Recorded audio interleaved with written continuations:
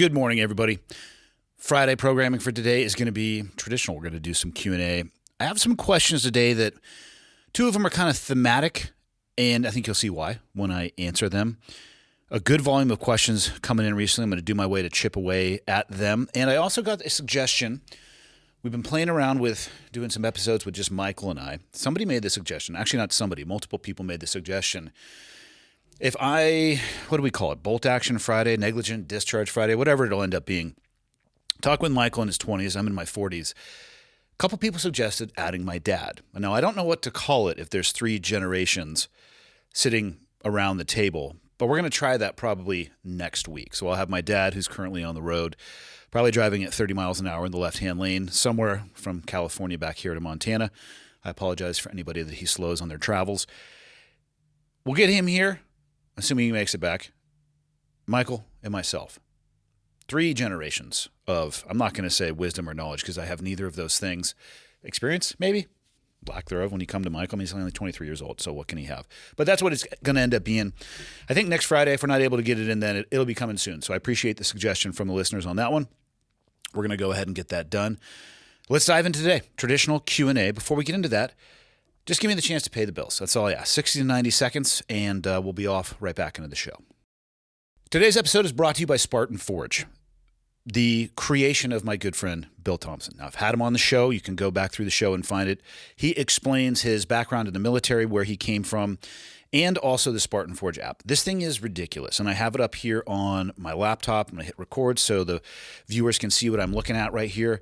First and foremost, this is designed around the hunting space, for sure. But there are so many things that are in this that you will find in other hunting-based apps, and then there are so many things that you will not as well. I use this, and I am going to use it for hunting, but honestly, I'm using this for aviation even more. There's a very traditional software called ForeFlight that any pilot would likely recognize, but I bounce back and forth from ForeFlight to Spartan Forge, especially for rotary wing, and I'll show you guys exactly why. So the screenshot you guys can see is where I live, and up this top area here, you can select what you want to see on the map. Now, right here, I have satellite imagery, and obviously satellite imagery changes depending on when the pass occurs. So there's a good example right there from Sat 1 to Sat 2. I'm going to say this is a different season. Sat 3, it'll change it a little bit. Topo, if you want to, you can get a look just at the topographical breakout of where I live. But here's how I use this often for rotary wing. This is an example of the area that I live in. You can see on the west and the east, there's mountain ranges, probably, I'll call those mountains. I don't know the definition between a hill and a mountain, but there's a lot of foliage on there, and you actually have no idea what you're looking at if you're looking for something that is either sloped or flat. This LiDAR button right up here is ridiculous, and this is why I go back and forth between the two. You can obviously start zooming in, and you can get a better idea of what it is you are going to be looking at underneath the potential foliage that you're going to be, that could be concealing whatever it may be if you're looking at trying to make a landing there. Turn that back onto the satellite. Another cool thing that they have added is this little button right here, which is your illumination. Where are the shadows going to be? Now, this is going to go directly into hunting, or I would say the tactical space. Where are the shadows going to be at a certain time of day? Well, I don't know if everybody knows this. I hope that they do, but the sun rises in the east. So look at this on the right-hand side of the screen. You can see shaded where all the shadows are going to be. And this also can kind of tie into aviation as well. What direction are you going to approach from? Where's the light going to be? Where could potentially hidden obstacles be based off of that light? It's a fantastic tool. As you get to midday, I bet you all of these things go away. Yep, there's a little bit of shadows up in the mountain range there, but I bet you as we swing across over, we're just looking at the different array of, and you can see now it's shifted to one side. The shadows are now on the eastern side instead of the western side because the sun sets in the west. It's a fantastic tool. It has an AI program that you can use to ask it questions about your weapon, hunting, camo, setup, all sorts of stuff. It has a tag hub where you can stay up to date on hunts and draw odds, all of those things. It's a ridiculous tool. Like I said, based in the world of hunting, but so much more. SpartanForge.ai. It is the most valuable app that I'm using on my phone. Hunting, aviation, I use it weekly, if not daily, especially if I'm out there flying. So SpartanForge.ai. Get after it. Okay, I got the red smoke. Gun run! North and south! copy. West of the smoke. I'm looking at danger close now. Come on with it, baby. Give it to me. I need it. You're cleared hot. Copy, cleared hot. All right, here we go. We're going to dive right into the questions. Have 3 for today, potentially a 4th, depending on how much I run my mouth. I try to keep these somewhere between 30 to 40 minutes. I always tell myself I could do this in 15, and then I look up at the recording device and am shocked at how much I run my own mouth. I'm doing what I can. All right, I'm trying to be concise. Bear with me. First 2 questions are loosely connected. I think you'll see why once we get through them. So here we go. Question 1. What does it take to be the best at something? What level of commitment and sacrifice must a person make to be the best? When I say the best, it can be at anything: sports, Brazilian Jiu-Jitsu, business, a student, or even the guy who takes pride in being the best in sweeping floors at the end of the day. I think about this with your experience in your previous occupation. When you were screening for development group, what level of commitment and sacrifice did you have to take yourself to succeed? Looking back, would you recommend it? Okay, this is a very interesting question, which is why I picked it. I'm going to leave the bottom portion of that, the selection process, and the commitment required to be successful in that, for a little bit later, because it doesn't actually have anything to do with being the best. Now, let me start with this. I have never been the best at anything in my life. And sometimes when I talk like that, people will say, well, he's just trying to be humble, or that is a false humility. And what I'm trying to do is be honest, legitimately. If I look back at my life, let's start with where I have probably the most concrete memories. In high school, maybe shortly before, I played athletics. Let me tell you who was never at the top of the heap when it came to having athletic gifts. That was me. I weighed 150, was 6 foot tall when I graduated high school, played baseball and water polo. Both of the teams that I was on were average at best when it came to the ranking between other schools in our area. And I was average at best in comparison to my peers. Went into the military, obviously went into SEAL training. And there are outliers in SEAL training. There are people who look like they're carved out of marble. There are people that are capable of doing physical things that I just don't understand. They were truly gifted, hand-eye coordination, strength, cardio, looks, hair, you know the deal. When I was in 3rd phase, a few weeks from graduating, I was down by the ocean and I was running back up towards where the chow hall was, and an instructor stopped me. And he said, "What is your name?" And I think at the time I was a Seaman Apprentice, which is an E2. And I said, "My name is Seaman Apprentice Stumpf." And he said, "Are you in this class?" And I said, "Yes, I have been from day one."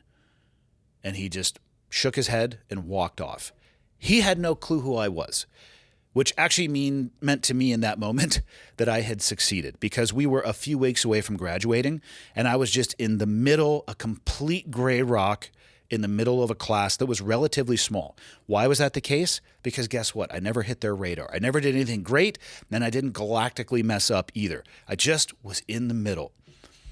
I get into the community and I could hold my own shooting with some people and got my ass handed to me by others on every platform: pistol, rifle, long range, you name it. Tactics. I feel like I had a good understanding of tactics, and I would scratch my head at some of the people that I worked with and their understanding of not only the tactic, but where it came from and its utilization, the modifications that you could make with it.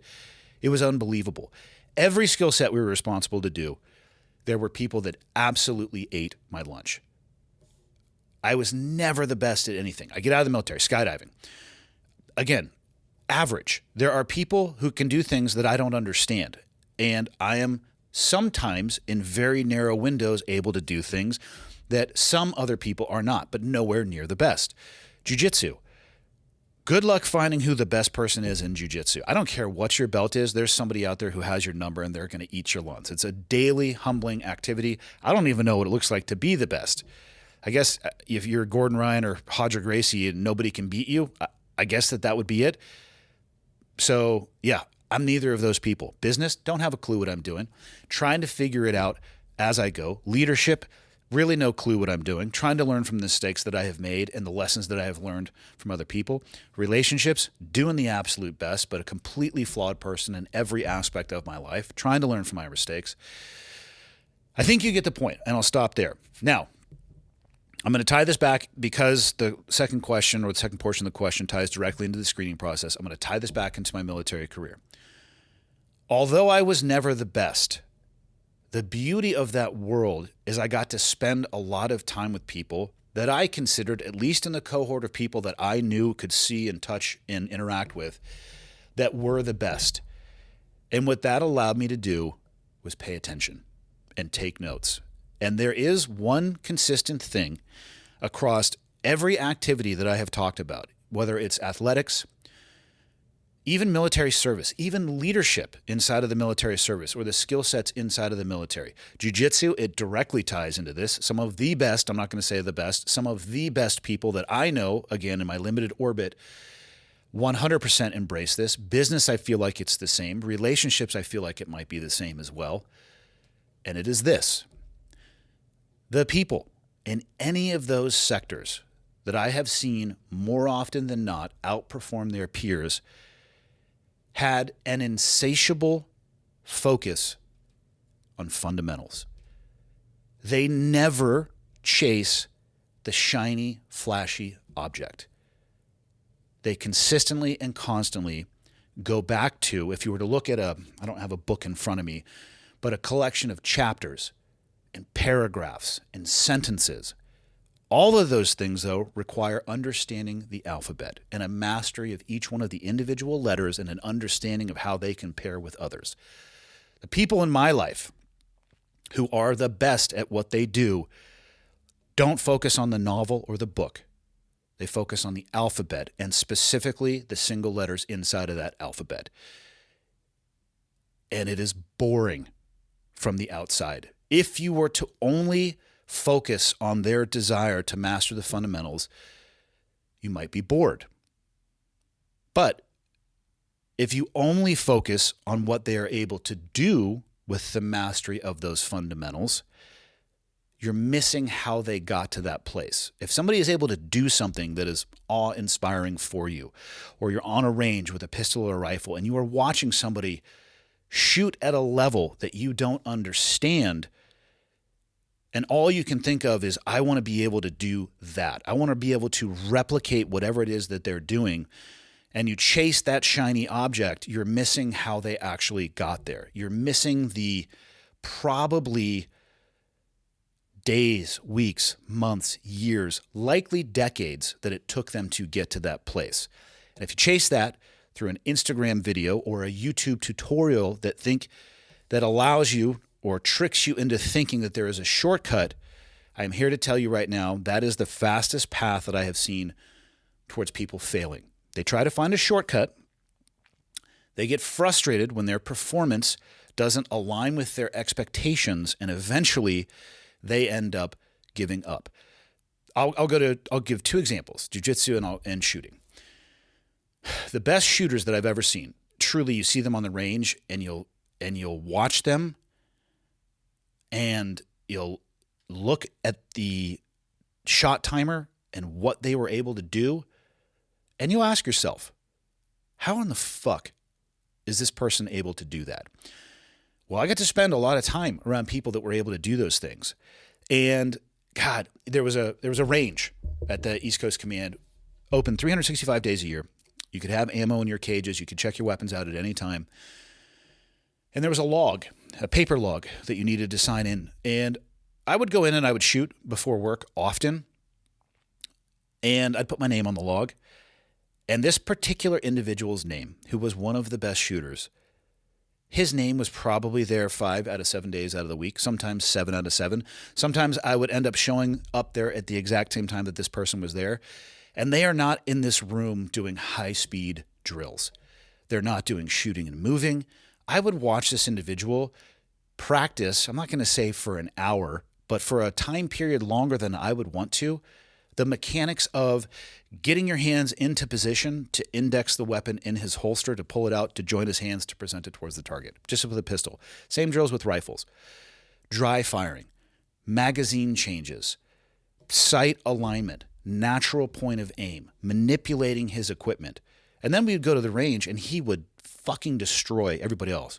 Well, that's bullshit. He must be natural, or he's gifted. Let me tell you this right now.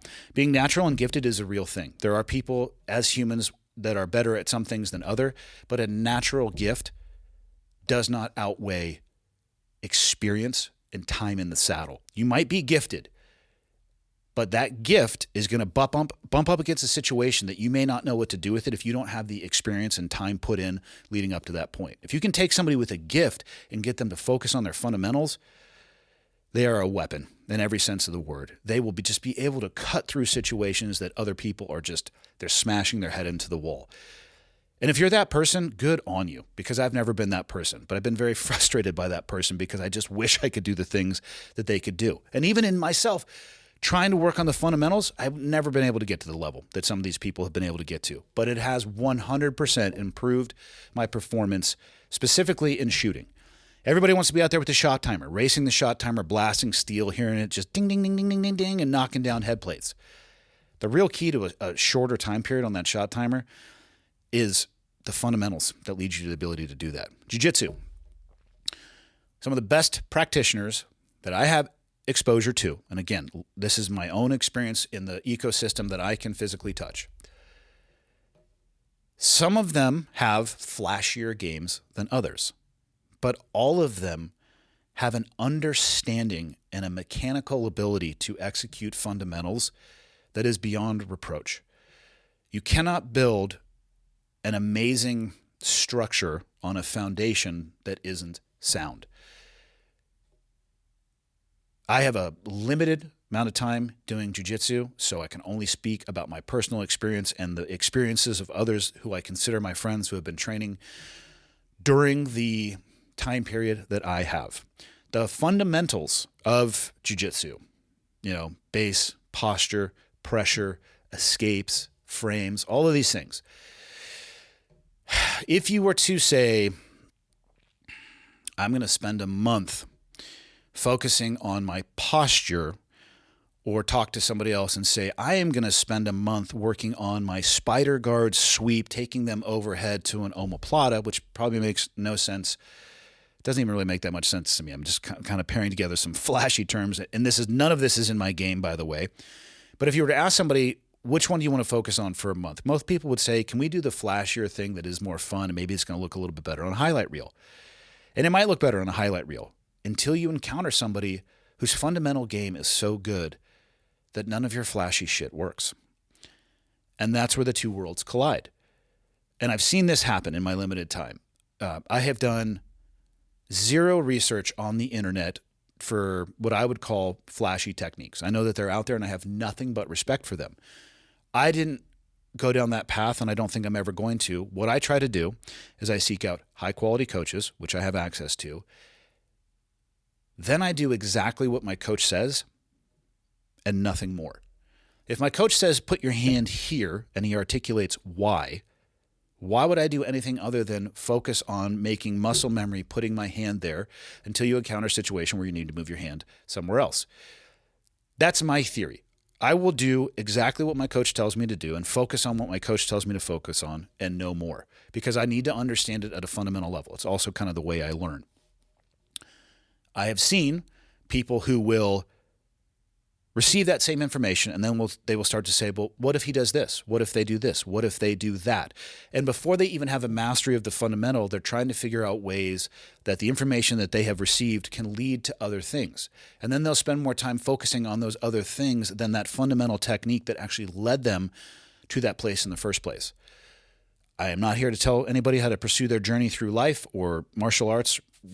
Do whatever you want to do. I'm just saying that in my experience, those that focus on the fundamentals in the short term often seem to get passed by those that are focusing on the flashy thing.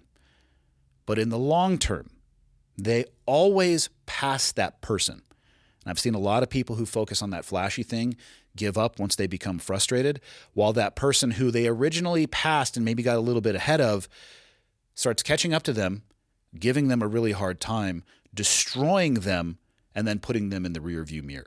So you have to ask yourself, which one of those do you want to be?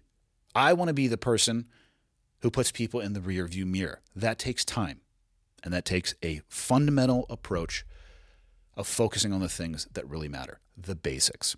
Okay, so when screening for development group, what level of commitment and sacrifice did you have to take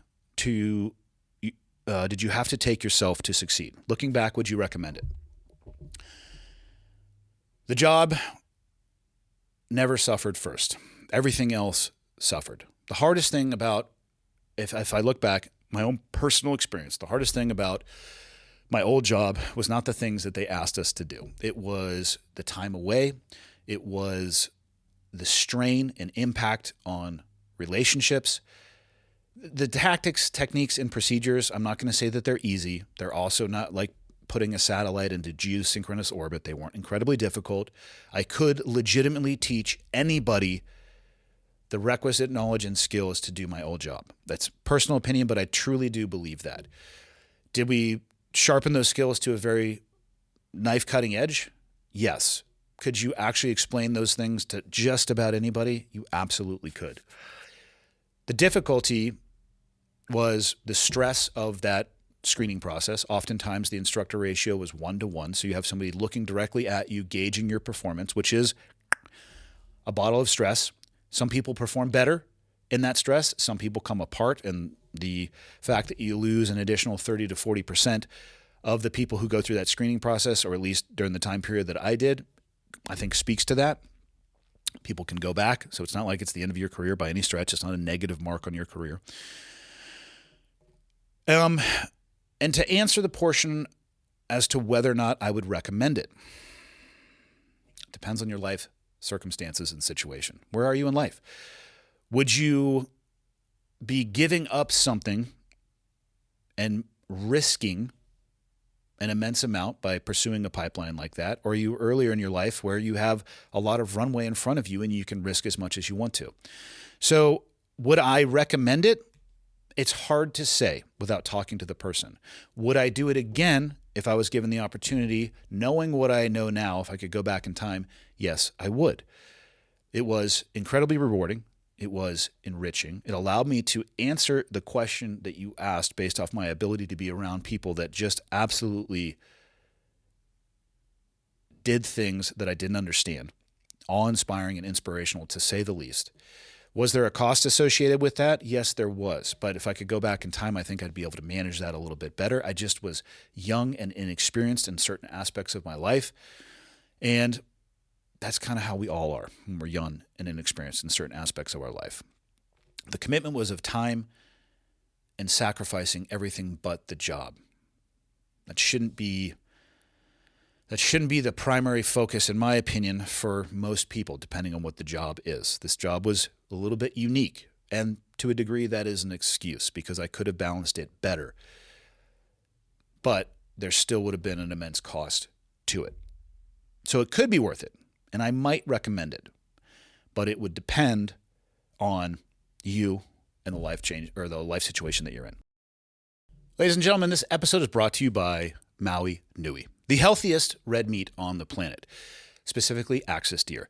I got the chance many years ago to go out to Lanai, which is obviously not Maui, go out to Lanai and hunt axis deer. Man, difficult hunt for sure, even though the population of the deer herd was in the thousands. Very switched on, hard to hunt. When I actually tasted the meat, I truly believe that if somebody was given a blind taste test of axis meat, they would not know what animal it was. It is the most delicious red meat I've ever had. Having said that, if you overcook it or don't cook it right, that's not going to be the case. So make sure you cook it appropriately. It tastes amazing. It doesn't taste gamey, savory, satisfying. Probably the healthiest red meat that you're ever going to get. Can have up to 53% more protein than grass-fed beef. These things are packed full of protein. It's also loaded with essential nutrients, vitamins, minerals, and healthy fats. They sent me out these jerky sticks, and God, these things, or a venison stick, I should say, they are delightful. I have a box of these, or a couple boxes off camera in the kind of the waiting room area for the studio, and these things have saved me more times than they haven't. I don't always do great when it comes to self-care and feeding myself. I'll get a little bit behind, and I need something healthy to eat. I go with these things. I'm actually traveling today. I have a few stuffed in my bag, perfect for on the go. And the cool thing about Maui Nui is you can have the products that they create delivered right to your door. So you can have these shipped right to your door as well. Good for pre-post workout, traveling, adding some more protein to your diet, or just a healthy option if you wanted to put it in your kids' lunches. Maui Nui also, the work that they do, go to their website and research how they harvest these animals. They are directly impacting in a positive way the ecosystem in Maui, sustainably and responsibly. Their offer for the listeners. Maui Nui offers the only 100% wild harvested meat that's completely stress-free and responsibly sourced. It's perfect for anyone looking to elevate their meals with delicious, high-quality protein. And Maui Nui is offering Cleared Hot listeners a limited collection of cuts and products, but supply is going to be limited by the nature of the work that they do. So don't wait. Head to MauiNuiVenison.com/clearedhot to secure your access now. That is Maui Nui Venison. Instead of trying to phonetically spell that out, click on the show notes. I have it there for you. It's hyperlinked. So MauiNuiVenison.com/clearedhot. Maui is MAUI. Nui is NUI, in case you don't want to go to the show notes. MauiNuiVenison.com/clearedhot. Let's get back into the show. Question number 2. To give some background context, I am a 20-year-old guy whose life over the previous year has been more or less thrown into the metaphorical washing machine on the holy shit cycle. That's a rough cycle. My washing machine of life has that one too. I try to avoid it or at least use a lower temperature water. I went through a breakup with a long-term girlfriend, was laid off from my job, moved states away from my home in Montana, unfortunately. How dare you, sir?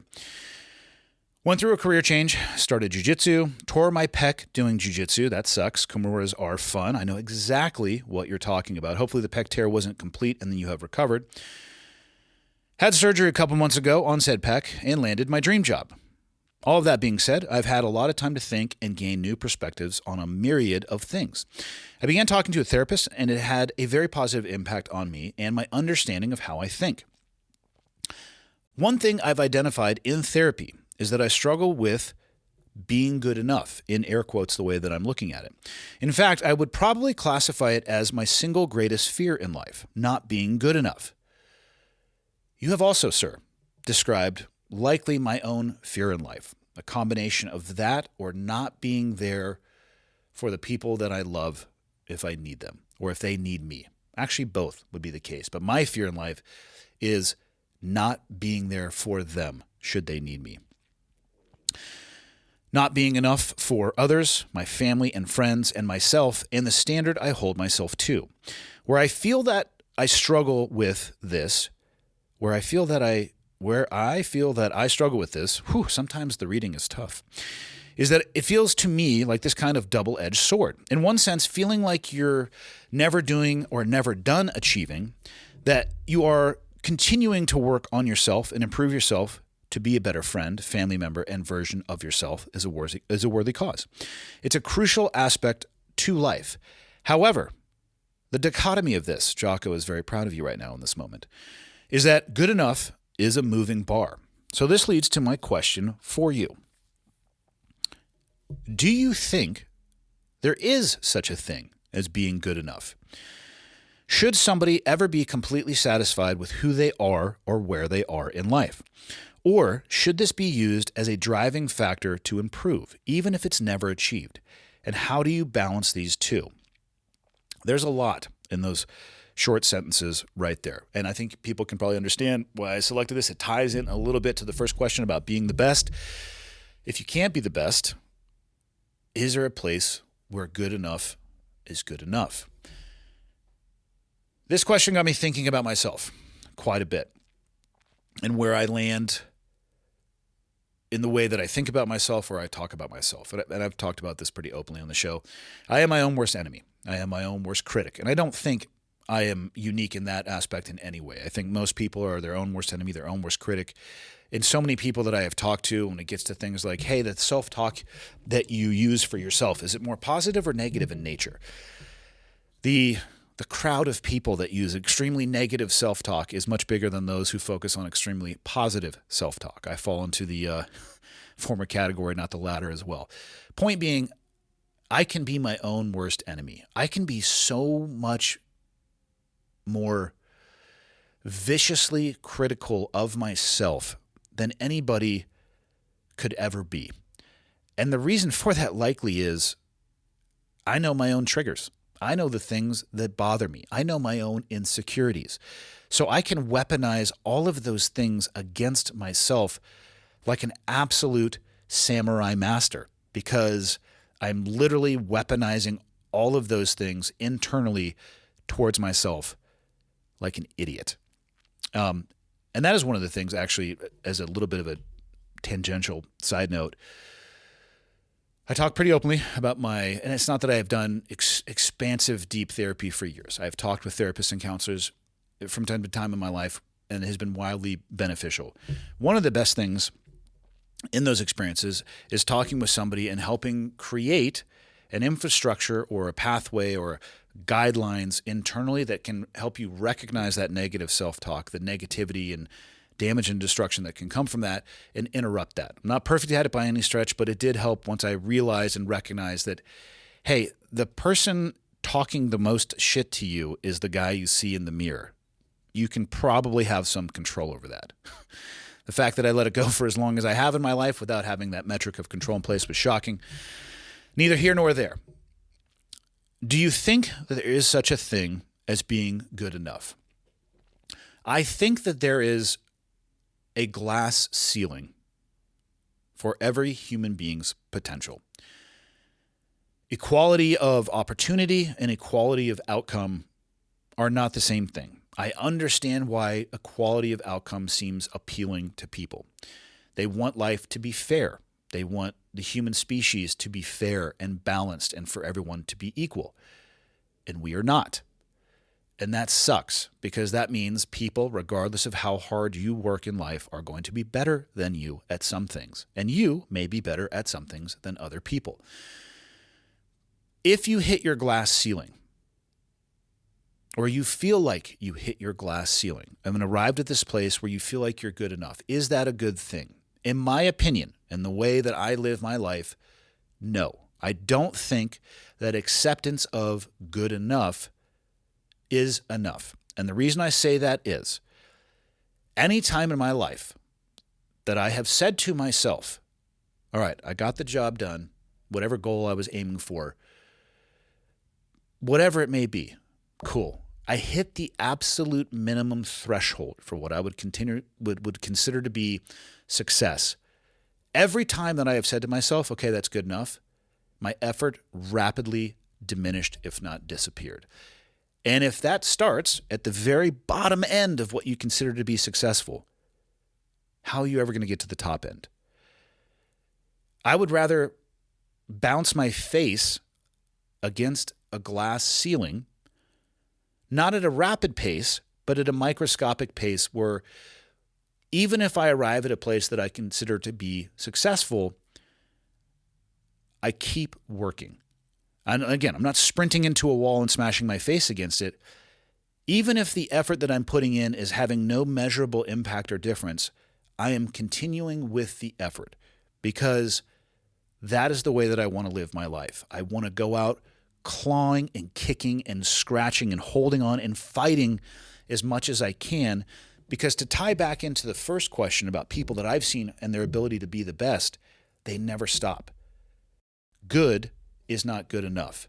Good enough is not a pit stop for them along the way. They just keep putting the work in. I'll use my dad as an example. He's 147 years old. Definitely going to die of old age and a combination of dementia, probably within the next several days. He is at the gym 5 days a week. He is not the same man that I knew growing up physically. There's no way that he could perform at the levels that he used to. And if I'm being honest, both mentally and physically, he suffers from AGE or age, which we all do. Life is a fatal condition. I hate to have a spoiler alert for anybody. But he refuses to sit on the couch and let gravity and time and age determine what he is capable of doing. So what is he doing? He's fighting as hard as he can. For him, that looks like doing laps around a track walking. It looks like going to the gym 5 days a week. God, I'm sure he is in the locker room like all old men do for reasons I don't understand. Walking around naked with no towel whatsoever in a public locker room at the local gym. For anybody that trains there, I'm sorry. I guarantee you my dad is just fucking cruising around. He has enough hair on his body to knit several sweaters. Nobody needs to see it. I apologize for the emotional damage that he has caused you. I know that he is doing that, and I don't know why. But he is there, putting the work in, doing everything he can to hold on to what he has. And I know him as a person. I know he'll never stop doing that because he wants to squeeze every ounce out of life and the time that he has left. But if you tell yourself, I'm 70, I've achieved everything that I'm going to achieve in my life, time to just sit down and take it easy. I know some people who have done that. I bet you everybody listening does as well. Ask yourself, what does their quality of life look like? What does their life expectancy look like? What does their happiness look like versus the person who at 70 goes, I have actually achieved everything that I want to, but I'm going to find something new. Maybe it's Sudoku, to pick another example of things that my dad likes. Maybe it is joining a pickleball league. Fill in the blank. They just always want to learn something new. They want to do something new. They want to explore something new. They want to go somewhere. They want to have a new experience. Those people, there's a stark difference between those two people. And if you boil it down, that comes down to one has told himself, this is good enough and I'm not going to do anymore. The other one has said, this is good enough, but I'm not going to stop because there is so much value by not being trapped in the handcuffs of telling yourself that what I have done is good enough, so I don't need to do anymore. I want to be into the latter category. My dad is a great example of that. He legitimately is doing a fraction of what he could do. But I know for a fact, because he's doing the things that he is, he's on the road traveling now. I'm going to try to get him out hunting in 2025. He would not be able to do those things if he was just sitting in his recliner watching the calendar flip over until he died. Should somebody ever be completely satisfied with who they are or where they are in life? Personal answer to that question? No, I don't think they should. Life should be challenging. Life should be difficult. Life should be painful. Now, I'm not talking about arduous or exhausting pain all the time, but every single thing in my life that I value, whether it's from a relationship with my wife, Leah, my favorite person on earth, there is struggle associated with that. There is challenge associated with that. And it is the most rewarding relationship I've ever had in my life. The things that we all want to have. Let's say you're a sports car fan. And I don't even actually know, or not a sports car, but just a fancy car fan. I've heard the term Bugatti before. I don't even actually know what it is. If there was 50 cars out in front of me, I might have a wild guess that one is a Bugatti because it looks so different than the other ones. Point being is I know they're expensive. If somebody just gave you a Bugatti, would you value and appreciate it? I'm sure you would. If you struggled and worked your ass off for 10 years to be able to get yourself into a place and you bought yourself a Bugatti, would you value it more? I think so. The things that you struggle and work the hardest for are the ones that you have the most value in or find the most value in. The things that have been given to me for free are often the ones that I care about the least because I didn't have to do anything to get them. There's no struggle. There's no suffering. I think it's important. I think it's essential. I think it's actually part of the human condition. Should this be used as a driving factor to improve, even if it is never achieved? Yes, you absolutely should. That is what I think, personal opinion. How do you balance these two? To the best of your ability. Set goals for yourself. If you're living your life by yourself, you have the ability to focus on your life however you want to. If you're living with somebody, if you're a member of a family, sit down and talk about goals, aims, aspirations. Where do you want to be? 1 year, 5 year, 10-year plan. Doesn't mean you have to arrive at those places, but think about it. Talk to the people that you share your life with about what's important to you and where you want to be. Try to get to the end zone together as opposed to growing apart. Life is supposed to be hard, in my opinion. And that's a shitty thing to say, because it's not a shitty thing to say. It's a rough realization, because I enjoy being comfortable and being lazy just as much as the next person. But I don't enjoy the outcome of doing those things. So for me, there's no way I could ever be good enough in anything that I do in life. And my plan is to kick, scream, scratch, and fight for every inch. Even if I'm not getting any farther down the road, I'm still going to try for the rest of my life. And I think that is a better way to live life than in just accepting the situation you are in. Question 3, completely shifting gears. The Friday Q&A is my Monday cup of coffee. I love starting off the week that way. Why is the Friday Q&A your Monday cup of coffee? You must have a bizarre work schedule. My question is, have you dealt with night sweats? I've been out of the military for 12 years now, been dealing with high blood pressure and night sweats since about 2017. So that's 8 years. I've been dealing with the VA for years about this. They just keep changing my medications. Before, it never bothered me, but recently married, so soaking the bed from sweat is not fun for either of us. I literally lay on towels at times. It's not every night, but average 3 to 4 times per week. Maybe you have some advice or know some experts who can help. I don't want to keep taking medications that don't seem to help. Fully understand that. Before I say a word, let's clear up the obvious here. I am not a medical doctor.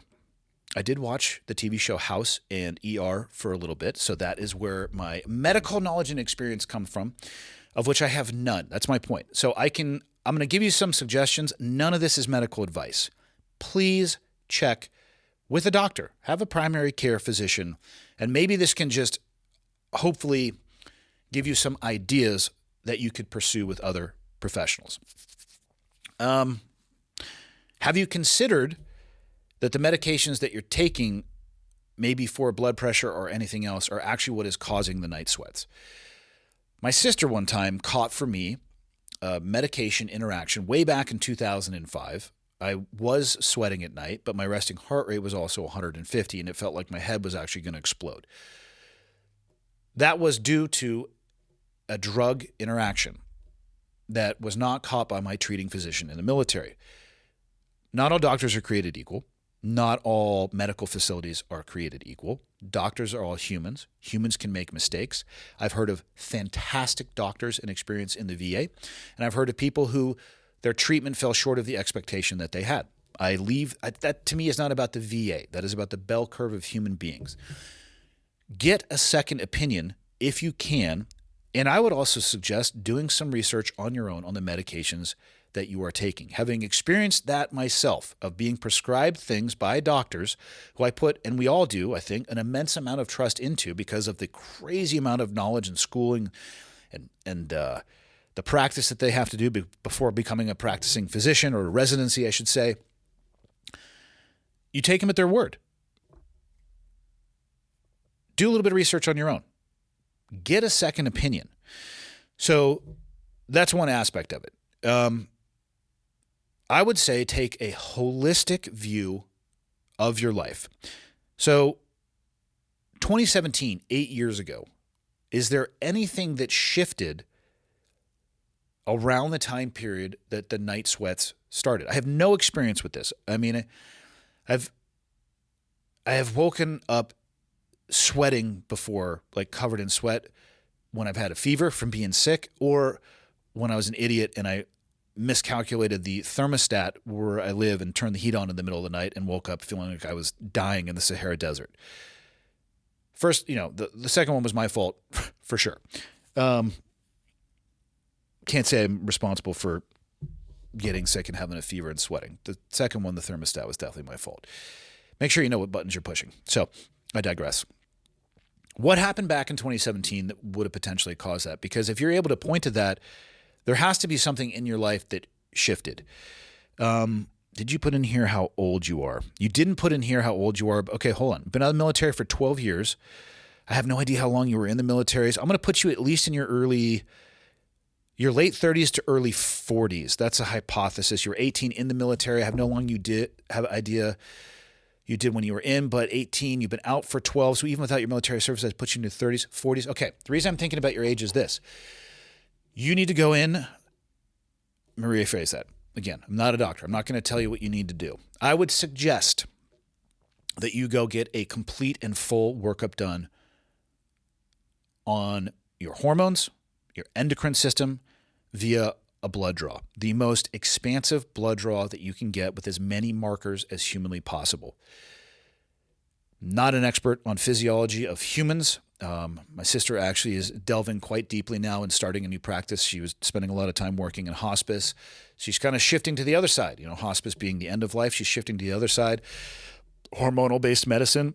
And her and I have had some crazy conversations about just the conversations she has had with people she may potentially treat, the symptoms of your body aging as you go through different times in life. And there's, of course, drastic differences between men and women as well. There's perimenopause, there's menopause, postmenopause, all those things on the female side of the house, of which my knowledge of any of those things is over when I say those words. I know what those words are. I have no idea what that experience is like. Guys' bodies shift as well. Our testosterone goes down. I don't know what you did occupationally. I don't know if you were potentially exposed to TBI, blast injury, all of those things. You have to take an encompassing look at your life. And I would go back to that 2017. What happened then? What can you do about it now? Start with getting an understanding of where your body is right now, your baseline. I started TRT in 2025, January of 2024, right after my surgery. I've talked very openly about it. If anybody has any questions about it, I will answer them. I did an entire episode where I broke down every medication prescription, I should say, that I'm on, because the testosterone is about that much of it. And for people who are audio only, I'm making like a 1/4 of an inch little pinch between my thumb and index finger. My vitamin D was non-existent. My cortisol was super high. My diet needed to be adjusted. My sleep needed to be adjusted. My screen time needed to be adjusted. My hydration was dog shit. All of that stuff needed to be adjusted. It's still not magic. I'm still working on moving the stereo needles. Do I feel a little bit better? I do. Am I able to recover faster? Yes. Am I able to train a little bit more? Yes. But I've also made drastic shifts in my lifestyle other than just testosterone, a microscopic amount of testosterone. Wildly beneficial in my life. That all started with a blood draw. When I got the results of that blood draw, I remember telling Leah, I remember looking up at him because it was rated between red, yellow, and green. Most of my stuff was deeply into the yellow, close to the red, if not in the red. I think I looked up to her and said, I'm dying. I think I might be dying because most of my numbers were so fucked.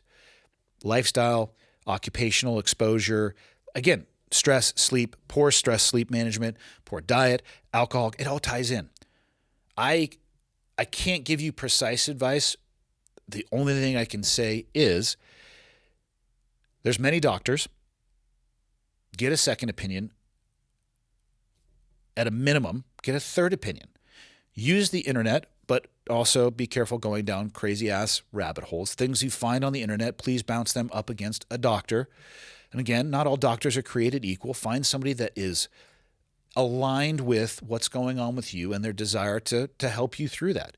You might have to find somebody different than your primary care physician to help you with the blood draw and any hormonal regulation that you may need to do.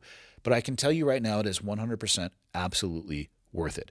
So take a very targeted approach. Back up a little bit. Start at 2017. What changed? Could this be relationship stress? Could this be work stress? Could this be family stress? The stressors of life. Again, you're going to have to answer these things for yourself, but I can guarantee you that this is solvable. Nobody wants to wake up 3 to 4 times a night soaked in sweat. I don't think that that's a good indication of your body. Your body is working through something. It is either fighting something, trying to express something, try to express meaning show you something, or express, push something out of you. The answers are out there. If the doctor you're working with isn't doing it for you, take a more proactive approach. Put your hands on the wheel a little bit more and start driving it down the road.